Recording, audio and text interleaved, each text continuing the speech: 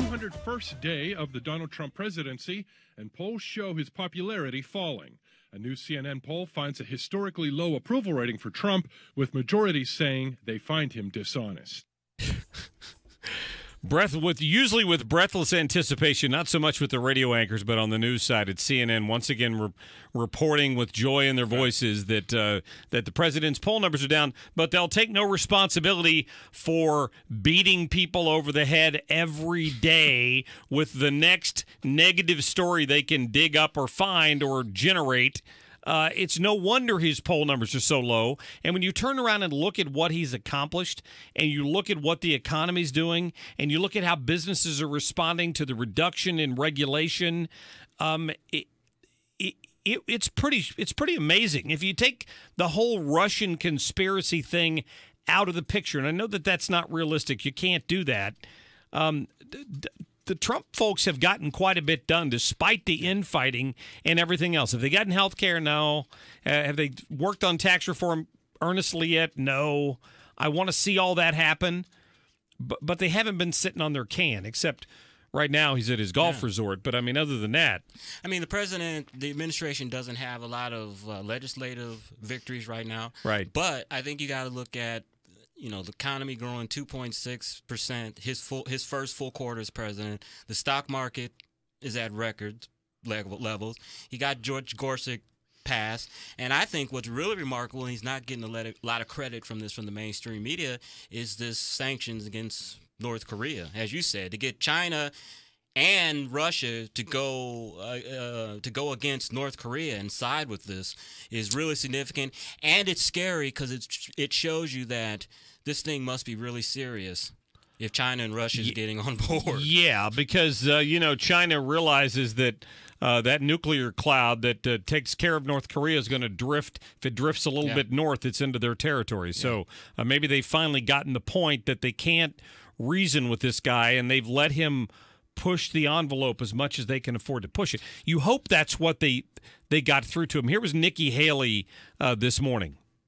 Tell you is that we are on it. We are very aware of what's happening. We are going to continue to watch and see what happens. But it was a strong day for the United States. It was a strong day for the United Nations, and it was a gut punch to North Korea to let them know the international community is tired of it, and we're going to start fighting back. I'd like to know, where did the Washington Post get this information that North Korea was able to miniaturize this nuclear weapon? Was it from intelligence? So in this instance, they are believing the intelligence, but in other instances, they question the intelligence. I think that's a question that's going to be brought up here in the next couple of days. I mean, intelligence has been questioned. Well, by the administration? By the administration, by the liberals, by everyone, because of what happened with Iraq. Yeah, I don't know. I heard the report. I read a little bit of it, but I don't think they quoted the source on it. Yeah. But they apparently have the ability to put them in missiles now, which should be a concern for everyone. Big concern. I was telling you. I loved Sebastian Gorka the other day when he was kind of describing how this guy was a Lilliputian and the United States was the giant, and he'd best not mess with the United States if he's smart, but.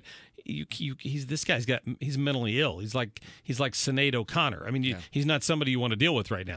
I'm sure North Korea is watching Western media and especially your show, and they need to know something. This is not the Obama White House, and there is a very different man today as Commander-in-Chief, and they should not test President Donald J. Trump. Thank you, Dr. Sebastian Gorka. Let me get to a couple of phone calls here, Chris, while we got you in the studio. Susan, you're on the radio. Thanks for calling. Hey, thanks for taking my call. I listen to your show a lot. Thank you. I was trying to listen to and try to make sense of all the excuses for the minimum wage. So if you don't mind going back to that topic. No. The comment. Thank you. Yes, I feel deeply about the reason that they want to extort small businesses, I'll put it that way, is that they also know that they will go out of business. And when they go out of business, struggling to try to pay those higher wages, that puts their employees on the street and them as well, and it creates more people with their hand out for the government aid, and therefore more Democrats to vote. So that's my point.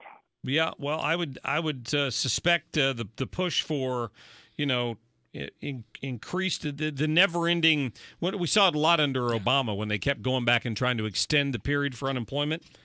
Now that was after the market crash, but you're right, absolutely. Yes, and I think that the Democrats don't do anything that isn't well thought out.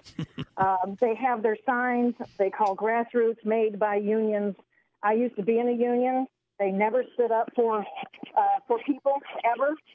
They paid a fat cat lawyer, and when I was on the executive board, they never found in this guy's favor. I said, and he let the guy go out and wait in the hallway. And he stood up and he goes, "Frankly, I don't think this guy's got a chance."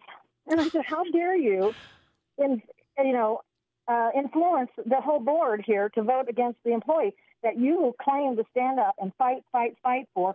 And all you do to fight is the only thing you do is organize. You organize so you can get more people to pay your wages, and then you pay the fat cat lawyer to be on retainer to protect you guys when you guys need it or get out of a ticket or do something wrong." And I said, the people that you claim to fight for, you never stand up for. That was the last day I voted Democrat. That was the last time I was ever a Democrat, ever. And that was about 25 years ago, and they have never changed. Yeah, they're using the ill-educated. They're using the poor. They're using the people that are hooked on drugs and on alcohol to do their dirty business. And I've never heard anybody ever say this other than me. Well, but they use the poor and the low-intelligent people to do their bidding. And then when they're gone and they're in jail, they just use somebody else that's hooked on drugs or alcohol. Susan, thank you for the call. I resent that. I appreciate that. You're what? I resent that because I'm low intelligent and I'm not a Democrat. Oh, stop that. But, the fortunate thing with us, all those people, those groups that she mentioned, the fortunate thing for the conservative movement is those people, you don't vote. Well, a lot of them don't. No, you're right. I mean, you may try to organize them and say, hey, get mad and come out and vote because of the 15-hour, but they traditionally don't. Well, I've said it before, and it's gotten me in trouble, so what the hell? Might as well say it again. The problem you have in a lot of circles, particularly the ones who are tending toward the socialist democratic model that Bernie Sanders wants to roll into this country, can't see past their own existence. And it's not about what's in the best interest of this country. If we go bankrupt 20 or 30 years from now, they don't seem to care. It's what can you do for me today? And as long as that gets satisfied, that's all they care about. Yeah. And when you talk about looking at the longer range and what their kids are going to put up with, and the fact that if Bernie Sanders rolls in a single-payer system one of these days like he'd like to, we're bankrupt. Yeah. It's over.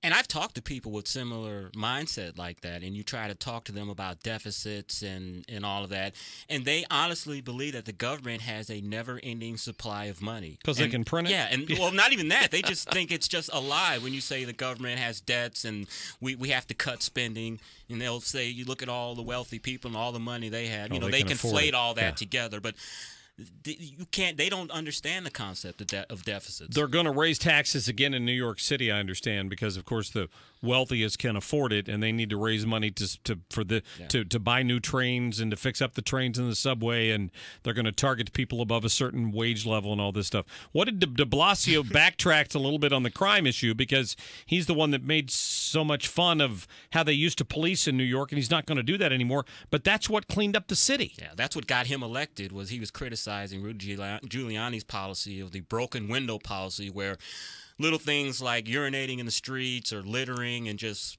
loitering, that type of stuff, is you clean that kind of stuff up. And when you do that and the public sees that the police cares about the little things, then that supposedly helps out in the crime overall. And crime did go down in New York City. The new mayor said that this was targeting minorities and it's unfair and all that, so he was against it. But now he's saying we need to go back to broken windows policy, but modify it. Yeah, of course. Whatever that means. Liberal modify it. By the way, we're on a related note, in Dallas, Texas, where they got a new police chief in and they stopped proactively policing. there's a mass exodus of retirements in Dallas. They can't keep enough officers on the force down there. The cops are just leaving. They don't want to put up with it anymore. Don't blame them. You can't blame them at all. Chris, thank you. Thank you. Have a good one.